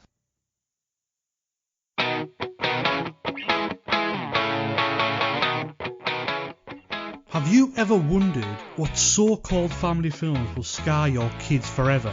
Putting 4 and 5-year-olds in front of this movie, it's like, if they didn't know what death was before this, they're going to know it after it. They're going to know it after it, and they're going to be freaking terrified. And they're going to be questioning you. Yeah. Or do you have the slight suspicion that your loved one has a cold, dead heart? Yeah, the Dark Knight has got like all the orphans, and like, oh no, we're going to die. They did not build up those orphans at all. In my head, it's like, kill them. Then look no further. The His Film Her Movie podcast is the show for you. It's the movie podcast that celebrates the contrasting cinematic tastes of its hosts. So join Jordan and Lauren every week on their unique journey through the land of the silver screen. So if you're looking for a few laughs, some fun film related chat, then get involved. You can find us on Apple Podcasts, Spotify, Stitcher, or wherever you get your podcasts. Okay, I'm gonna do my what I've watched and then turn it over to you guys, and I'm gonna like settle in and I honestly I think I might get my dressing gown on and just snuggle in and just listen to you guys talk. So I'm quite looking forward to it.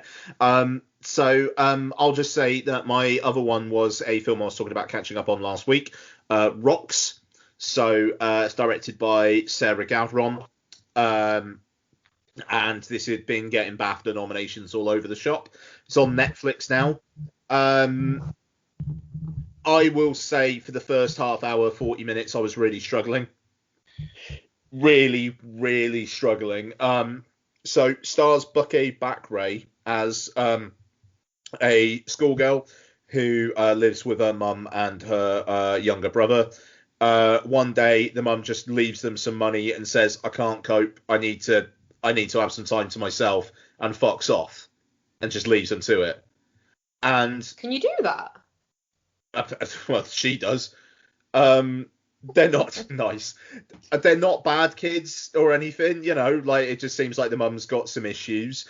And it's basically the girl Rox trying to look after her brother while also living her teenage kid life, while also trying to hide from social services. And yeah, I got on with it better in its second half. I'll say that. Bucky Bakray, who was nominated for Best Actress at the BAFTAs, is great. She's really, really personable, and you do want her and her little brother to be okay. And that's very important for this film, like that you warm to them, and you do. It's a slight, but it's weird. It's a film that's got quite like a definite plot, but is also a bit of a slice of life film. So it's like there's this antagonistic character who comes into it, who then turns friendly. Then there's a bit of bother, and then she fucks off. She's never mentioned again. You're waiting for her to come back because the last time she's on screen, there's a bit of, well, shit, something is going to happen here, and then it doesn't. The cover image of the film on Netflix is Rox and her friends all looking down at the camera, and it looks like the poster from the movie Halls. It does, the Shia LaBeouf classic. Yeah. No, you're right, it does. And like her friends are in it sporadically, but you don't really get, well, why the fuck are they on the poster? And then suddenly they're really in it the last 15-20 minutes, but it didn't really feel like that whole kind of like, oh, this is about teenage girls being together vibe of the marketing. I didn't really get that for like at least the first hour of the film. So, it's not a bad film in the fucking slightest. It did take a while for me to click with it. I thought the ending was fine. But I am a little bit. What's that doing getting as many nominations as it is then? You're not quite getting why it's, yeah. I think it's one that, frankly, the jury nominated. If the overall BAFTA membership was nominating, this would not be getting a fucking look in. So I'm glad that a jury has selected the films for nomination. But this film will get more. I mean, I probably wouldn't have watched it if it wasn't for the BAFTA nomination. So that element of it has worked. But I wish I liked it more. And I wish it well, but I don't see it winning anything. But it's fine. It's fine. 7 out of 10. But watch it, but don't rush to watch it. Yeah, I mean that's it, and I mean, like, I felt like I was expanding my horizons, especially with what I've been watching in lockdown. With watching this, it feels authentic, and it just, despite the fun look of it, there was a little bit of eating your vegetables. So, yeah, there you go. At least for me. But the little brother, he was fucking brilliant, actually. He was really good. I enjoyed him. But yeah, no, like I say, that's it for me this week. So I am literally going to put my dressing gown on because I'm getting a little bit cold, and I'm going to settle in for some what we've been watching. How do you guys want to do this? What you been watching first, Beck? As in on my own? On your lonesome. I'll do my lonesomes, and then we'll do adjunct. Okay. I think I've only watched one through to the end on no, that's a lie. Fucking liar. So I watched the movie House Yes, you did. House is batshit. House is batshit. Fucking- Fucking beautiful score there. It's fucking great. Yeah, the story made more sense this time around though. Because like I got more of the whole. I think when I first watched it, it was just like, what the fuck is going on? Whereas this time it's like, oh, she's a witch and she's killing them to kind of get the life force, and that's why she keeps getting like younger seeming, and then she takes over that. Right, okay. But there's also that bit with the severed head in the well that bites that girl's bottom, and the big old cat painting. It's a fucking joy. Is House. It's great. It's daft, but it's really fun daft. Yeah. Yeah. So I loved it. And then I decided, because it's on Disney Plus, and because that's just where I go now for movies if I'm sat on my own. Not House, obviously. That was on Arrow? Mubi. Movie was it? But yeah, the movie Night Watch. Oh yes. Directed by Tima Beck-Ambertoft, who I got a little bit obsessed with for a minute there after the Night Watch and Day Watch movies came out. You did actually a little bit, yes, didn't you? He wanted, didn't he? Wanted, yeah. Yeah. Yeah. Which is not as good as the Night Watch and Day Watch movies. Still makes me sad that they never made Twilight Watch. Yeah, that wasn't. But yeah, I think I got obsessed with the books because the books are fucking great, better than films. But the films are really good as well. Just like, I think with it being like it's a Russian movie, obviously, and it's that same kind of supernatural shit that you'd maybe get, but I think there's a bit of self-seriousness going on with sci-fi movies at the moment. That, I mean, Night Watch is from a long time ago. It was made in 2004, but even so, I think it's got like it just really leans into what it's doing without being mocky, which I think some of the sillier sci-fi movies that are made over here, and like American ones, if they're going with something that feels a bit off the wall, they'll make it a bit silly. Whereas Night Watch doesn't do that. It takes its content quite seriously, but without being like stodgy. I think a lot of the action scenes got ripped off as well. Yeah. I'm fairly certain that there's a flipped truck in it, isn't there? Yeah, that's really and good. the flipped truck literally became like an action trope for like the mid to late noughties, and I'm fairly certain that was one of the first to fucking do it in a way that they did. Yeah, it just kind of, they break, flip, and then land on their wheels and carry on going. Yeah. It's just really, really, really good. I wish it had kind of got more traction, and I wish Beck-Ambertoft had done more. Beck-Mambertov, sorry. I don't want to butcher his name. I'm not you. Hey. But yeah, what else did he do though? Like he did. Not a lot. He just literally disappeared. That was it though. What? Abraham Lincoln Vampire Hunter. Like what the fuck? Abraham fucking Lincoln is a line from that film. Yeah, nice. It is. I didn't dislike Abraham Lincoln. All right, I thought it was fine. Might have to watch that then. Ben-Hur. Yeah, did Ben-Hur. Yeah, he did the remake of Ben-Hur. Yeah, incredible scenes. Fair play to him. But Night Watch and Day Watch are magnificent. So I've got Day Watch to watch next, and I'm very much looking forward to it. And then I'm going to read all 3 books. Cool. Yeah. Nice. With the exception of the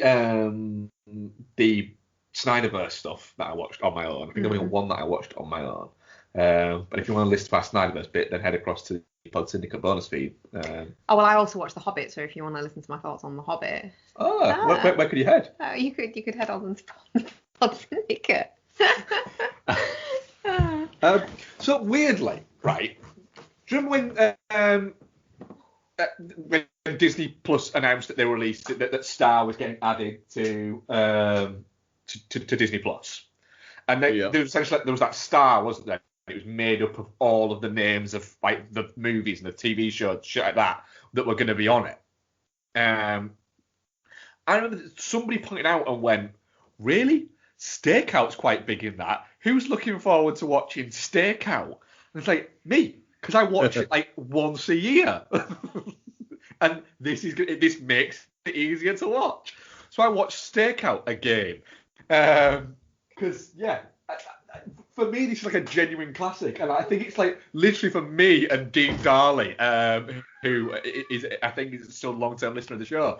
I think that there's just me and him that keep watching this movie. So clearly there's somebody going, every time fucking on Netflix, this Stakeout movie does really well. No, it's just me and Dean watching it repeatedly. Stakeout is a very, very fun movie. It's a very much a movie of its time, of like the late 80s in terms of the comedy and the way that the comedy bounces around within it. But it's there. It's on Star. It's under 2 hours long. It's Emilio Estevez and Richard Dreyfuss. Richard Dreyfuss playing almost like a womanizer. Just a very horny man is what he's playing. And Madeline Stowe being just really hot. For some reason, Aidan Quinn, going through that period with Aidan Quinn, where he was trying to be a badass, and he's not very good at it because he looks quite soft. But yeah, Stakeout is a lot of fun. Then you've got the sequel to Stakeout, which is another Stakeout, which I haven't watched yet, but I will watch again soon, which I'll talk about that then, but it's got like Dennis Fariner and Rosie O'Donnell in it, and it's just fucking mad. But yeah, that's what we watched. So what should we get into the ones we watched together, Bex? Do it. Where should we start? We watched Treasure Planet, didn't we? Nice. Yeah, we did. Which Ian spoke about last week. Really sweet, really entertaining, really fun. It's fucking great, to be honest. It's like peak Disney for me. Like, there's not an awful lot that I feel genuine affection for, and Treasure Planet is one of them. I think like you said last week, Ian, the relationship between what's the main fucking character called? Jim and John Silver. He's just kind of lovely, and it's like this little thread of, you know, this boy that's been abandoned by his father and never really had that kind of father figure thing, finding one and it really affecting him, but it's not done in a heavy-handed way. It never feels really kind of jammed in your face. Look, he's a father figure. Look. It's just, he's nice to him and he's an adult male person to have in his life. And it's like, I think for a film as surface, unsubtle and unnuanced as it is, it actually has some kind of, it's got a lot more depth, I think, than it's given credit for. Yeah. And Morph's amazing. I love Morph. I want Morph. Yeah. I want a pet Morph that is is Morph. solid. Yeah. So what else did we watch? We also watched Atlantis, didn't we? We did, but we were going to joint review this because Ian was supposed to watch it. So do you want to wait on that until next week? I completely forgot that I agreed to do that. Well, we'll wait and we'll do that when Ian watches it in the next few weeks. Oh, my apologies, guys. Yeah, okay. Yeah. But we'll hang on to that one. Yeah. Okay. But it's good. So what else did we watch, Bex? We watched Waitress. I don't know how I felt about Waitress on rewatch. The Kerry Russell. Yeah. Yeah, okay. Yeah. Yeah, it's an odd one, isn't it? I left the film feeling quite conflicted, to be honest, because it's essentially, it's a viewpoint that you very rarely get to see in movies, which is an extramarital affair from the point of view of the people involved rather than the people that are affected by it, if that makes sense. And it's presented as this nice, warm romance movie, but it's not really. So I don't know. When I first watched it, I think I was too distracted by the pie porn. Yeah, there's not enough pie porn in there. No. I remember there being more pie porn. There's a lot of pie porn to start off with, and it just becomes a little bit. It becomes like icky, but not in an icky way. Like it's trying to get you to root for these two people that are doing this thing. Yeah, and I think that's what I came out the other side of it thinking, I don't know what I think of that. Yeah, it's like there's not a lot of good people in it, but none of them are apart from her husband, are actually bad people. He's just fucking weird, isn't he? Jeremy's sister, yeah. Yeah, and then you told me the fucking traumatic story about Adrian Shelley, which has been haunting me since. Yeah, not nice that. No, I didn't know any of that. No, I probably could have broke it to you in a better way. Yeah. Yeah, you fucking could instead of reading out a fucking Wikipedia entry. No, because you said, how did she die? When I said, she's dead now. And I laughed, thinking, no, she's fucking not. And then, no, really, she is. And then read it all out, and I was like, and it just, I think my mouth and my eyes got wider and wider as you went through. Fucking what an awful story. Yeah, it's not nice. No, it's not. And the only thing is, it's actually a well-made film, and she's really good in it. Yeah. I don't think that's the awful thing. I think the awful thing is her being like murdered. Well, that's the awful thing. Husband and child. What I'm saying is that there's bigger things than film, Mark.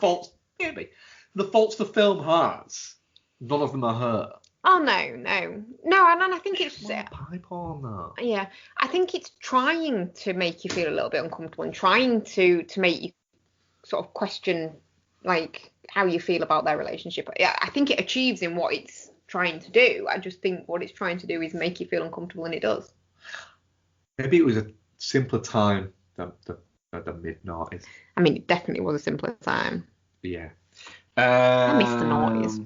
We watched another movie from the mid-noughties, from a simpler time. Well, I think you have to give some context to this, because we will do these first and then get to the one that started it all. Well, the one that started it all really was that we watched Justice League together, didn't we, for your Snyderverse thing? Snyder.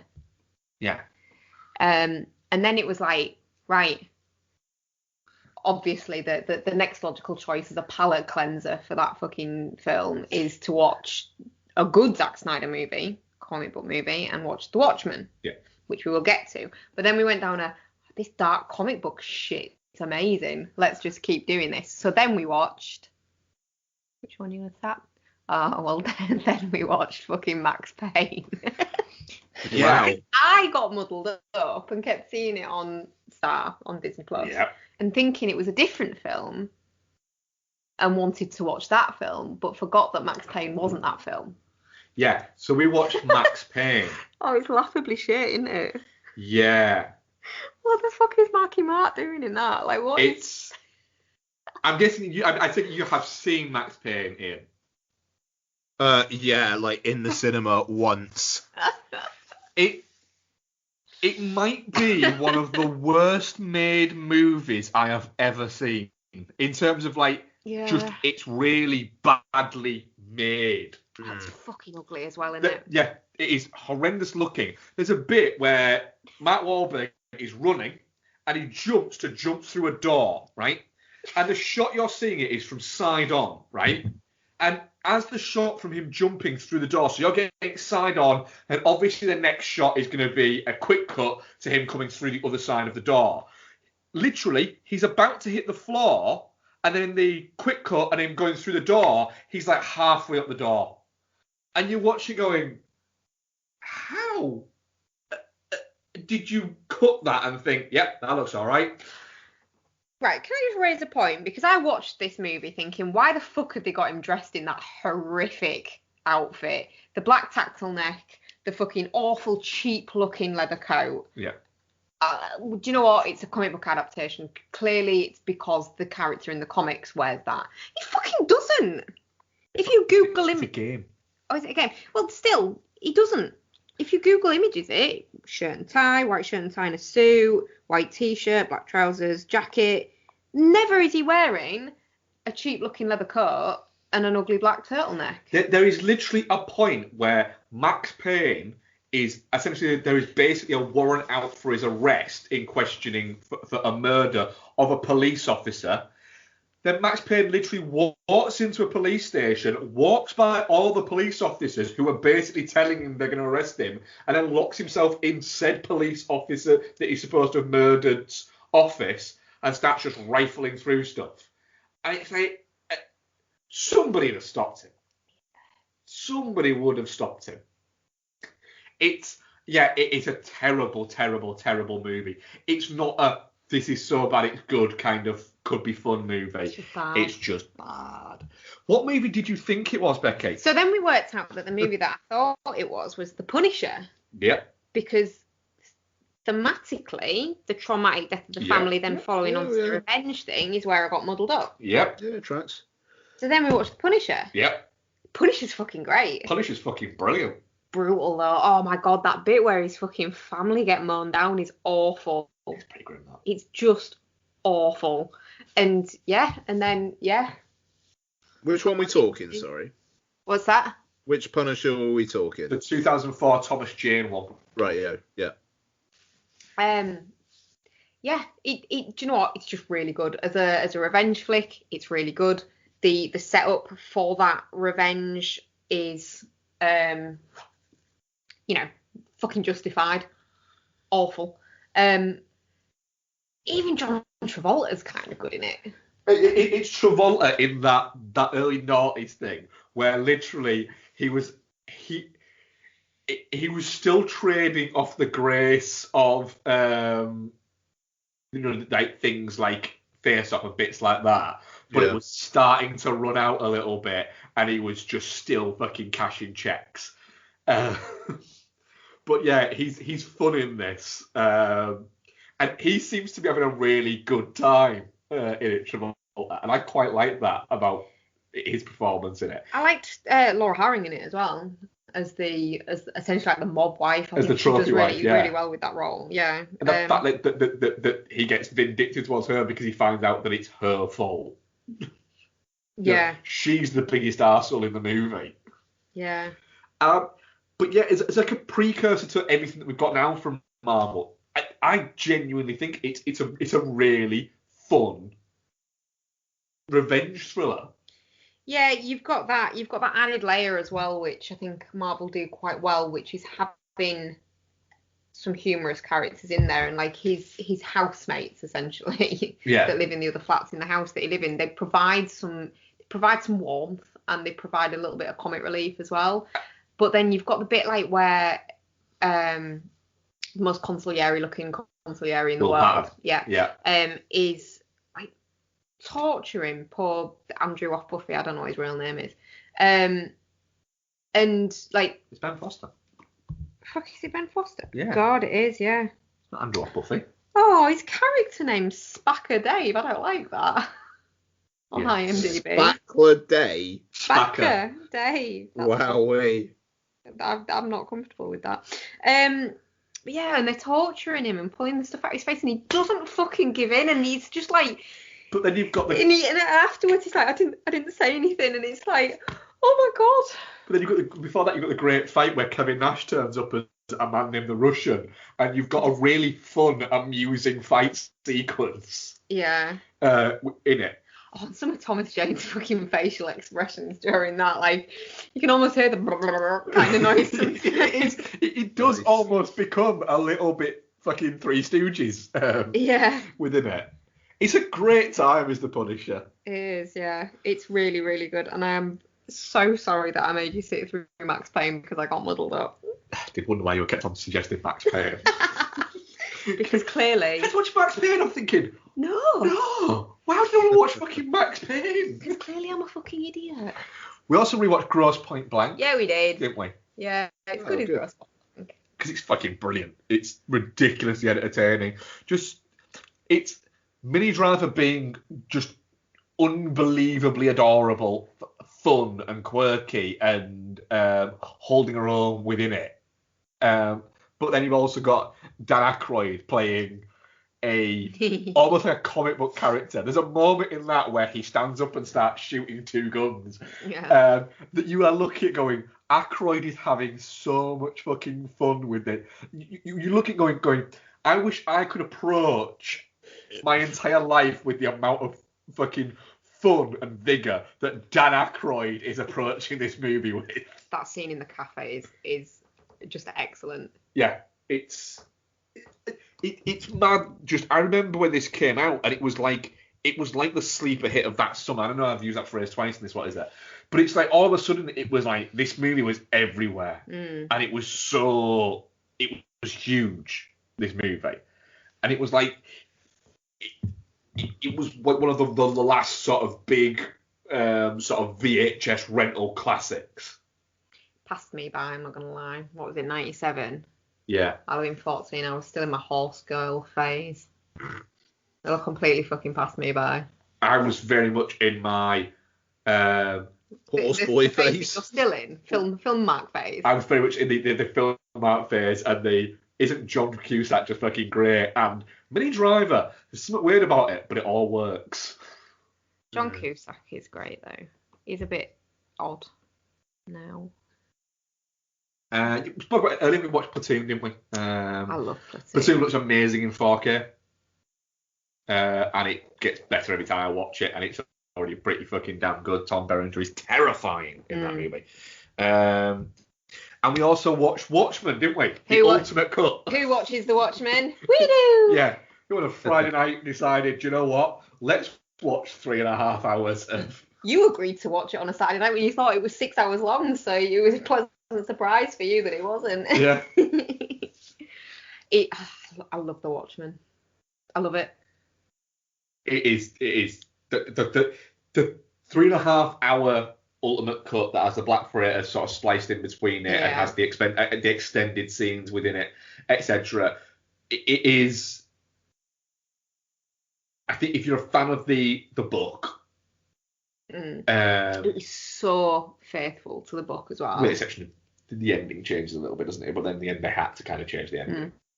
But it's perfectly cast, and there's so many. It's faithful without ever feeling like it is just a flicker book version of the comics. Yeah. But yeah, it's. But it does feel like kind of what if when you're reading a book you get like a moving picture in your head.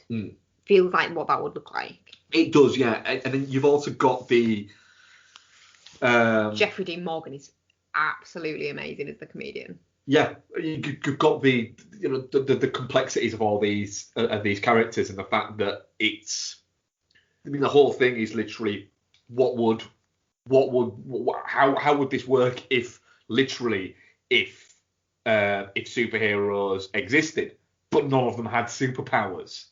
You know, the fact that it paints them as being like pseudo celebrities, and that obviously governments would use them for their own ends. That if one of them did have superpowers, he wouldn't be like Superman and essentially form a kinship with humanity. He would just lose his humanity because he's not. Why would that bother him? Yeah. Why would he give a fuck? You know, Rorschach being essentially a right-wing nut job before right-wing nut jobs became a big thing, before they became en vogue, makes sense. And you know, the whole imagery of, you know, Rorschach, everything has to be black and white. And you know, the mixed message in there, Alan Moore is such a clever writer that Schneider basically doesn't try and take over that, and he just uses the intelligence that's already there, and he makes it look great and run from there. It really is fantastic if you are, and the 3.5 hour version fucking flies by. Yeah, it really does actually. Yeah. I was surprised at how quickly it moved and how engaging it really is, and we've seen it a number of times, but it still maintains that level of just being just ridiculously watchable.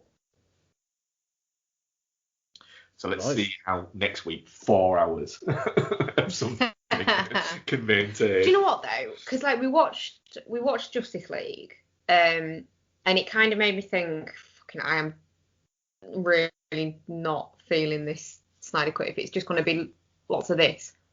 But longer, and I'm not really on board with that.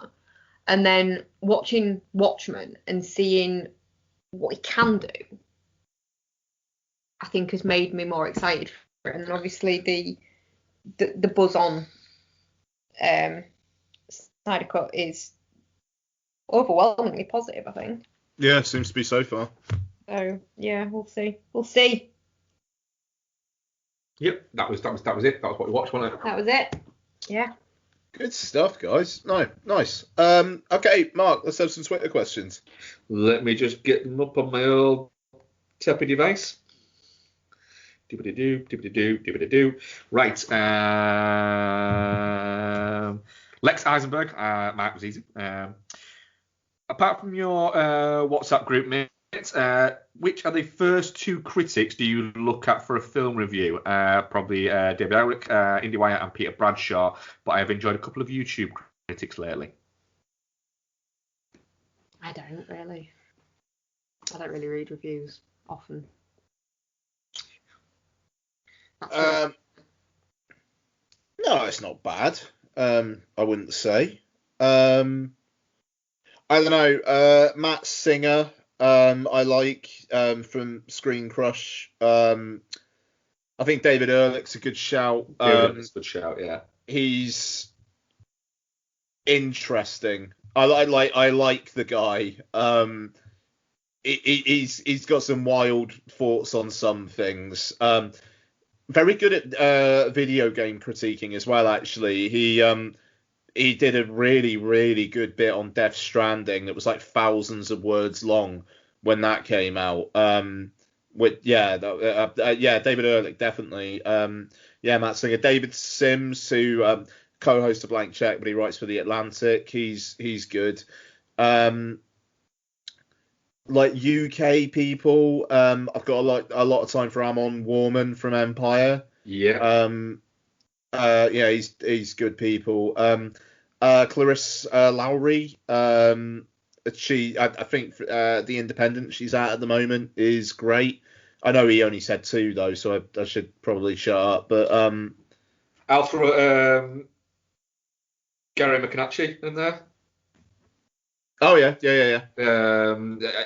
I think he's don't always agree with him on movies. I agree with him more often than not, but I like him as a writer. I always think he's very he puts his points across really, really well, and also as well he's a really nice guy as well, so that helps. And you can actually if he's one of those, except friends on Twitter, I think I've met him. I think I met him once or twice, I think as well. But he's somebody that you can have a conversation with about a film, even if you don't both like it, or if you both don't agree on it, and without it descending into, well, you're fucking wrong and I'm right. And I think that's pretty fucking cool. I tend to, I don't read reviews before I watch a movie because I think that can influence 2 reasons. One, I don't want spoilers. I don't want to expect something to happen. And 2, I think it can influence my viewing of the movie. I prefer to go in cold. But I often go back and read things afterwards, is what I would say on that. So I don't tend to read reviews beforehand because I find it can cloud me for that there. But yeah, YouTube is becoming a better thing for stuff like this. And podcasts, I still listen to a decent amount of podcasts. And I will...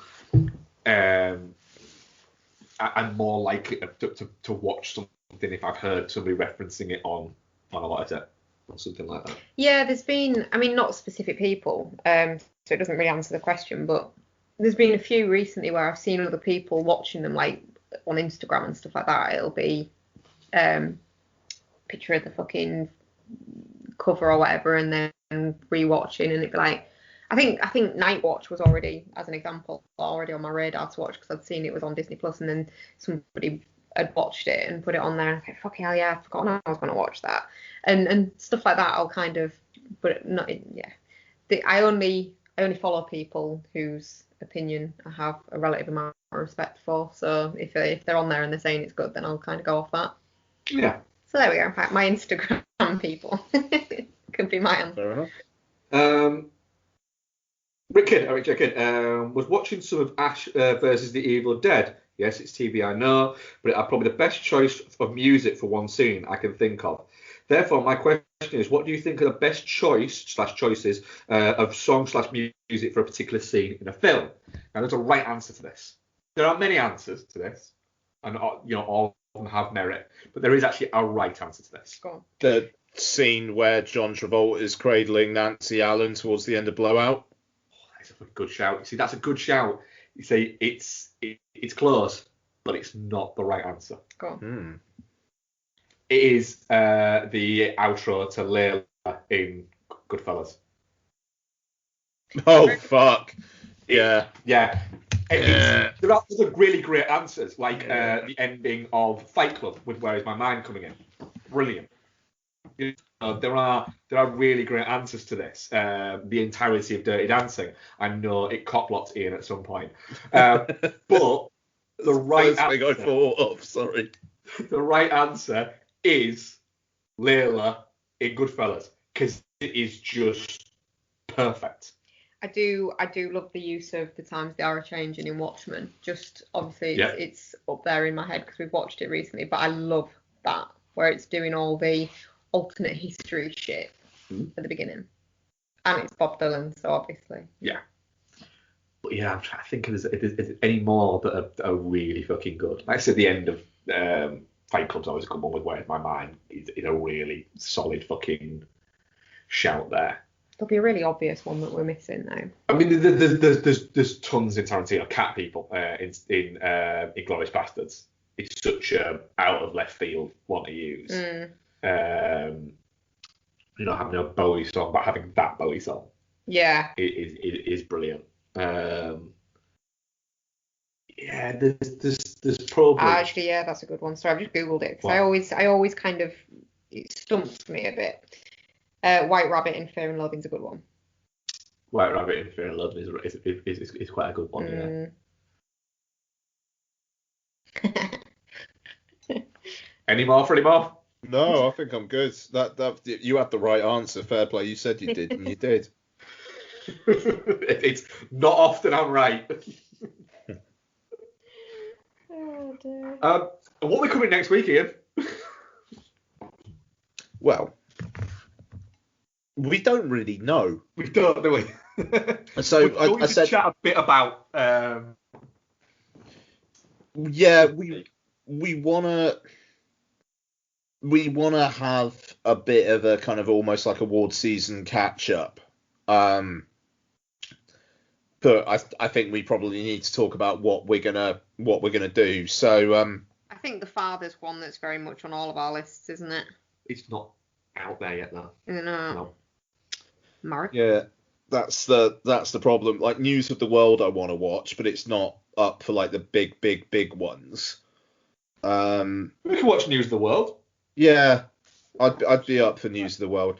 The White Tiger as well. Got a screenplay nomination at the Oscars, and I think they got Best Actor nomination at BAFTA. It's on Netflix. We're gonna have to watch fucking Nomadland as well, aren't we? Yep.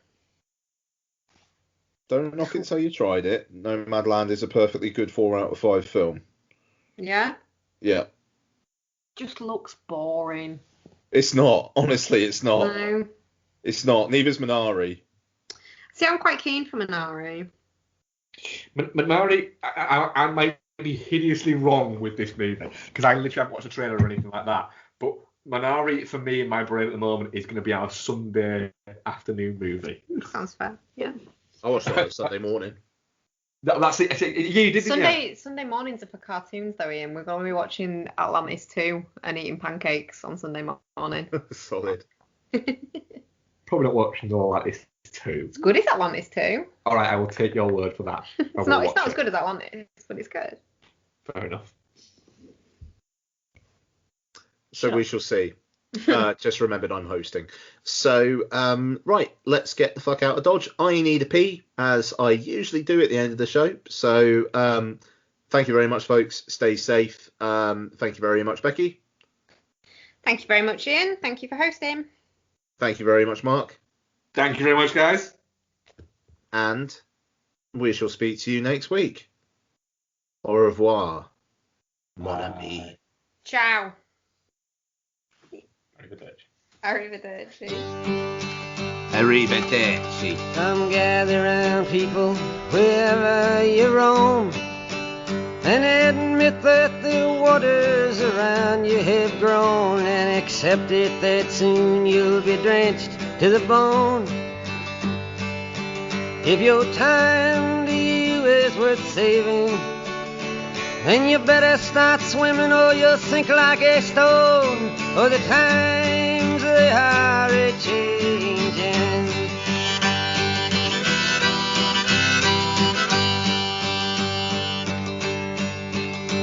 Some writers and critics who prophesize with your pen, and keep your eyes wide, the chance won't come again. And don't speak too soon, for the wheel's still in spin, and there's no telling who that it's naming. Was the loser now will be later to win, for the times they are a-changing.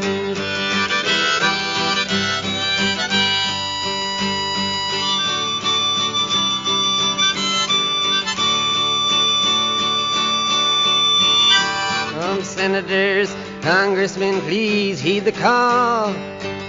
Don't stand in the doorway, don't block up the hall, for he that gets hurt will be he who has stalled. The battle outside raging will soon shake your windows and rattle your walls, for the times they are a-changing.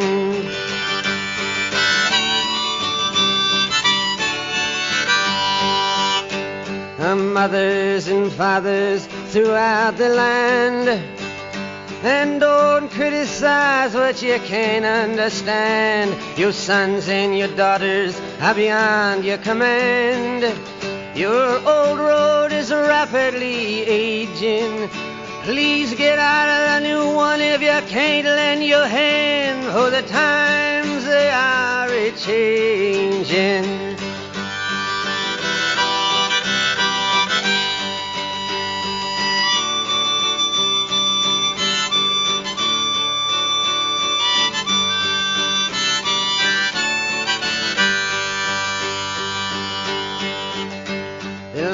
It is drawn, the curse it is cast. The slow one now will later be fast, as the present now will later be past. The order is rapidly fading, and the first one now will later be last, for the times they are a-changing.